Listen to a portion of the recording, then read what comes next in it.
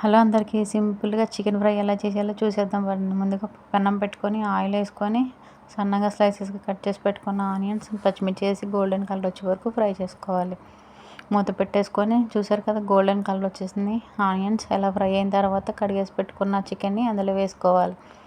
చికెన్లో వాటర్ అంతా బయటకు వచ్చేసి వాటర్ అంతా ఇంకిపోయేదాకా చికెన్ ఉడికించుకోవాలన్నమాట. మూత పెట్టేసుకొని చూసారు కదా ఆ వాటర్ అంతా ఇంకిపోవాలన్నమాట.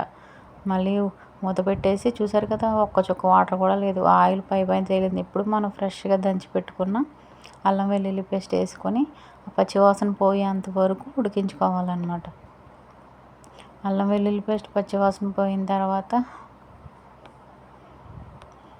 అప్పుడు చూసారు కదా అల్లం వెల్లుల్లి పేస్ట్ పచ్చివాసన పోయింది. ముక్కలు కూడా బాగా పడుతుంది అన్నమాట. పసుపు, కారం, సాల్ట్ అండ్ చికెన్ మసాలా వేసేసి బాగా కలుపుకొని మూత పెట్టేసుకోవాలి.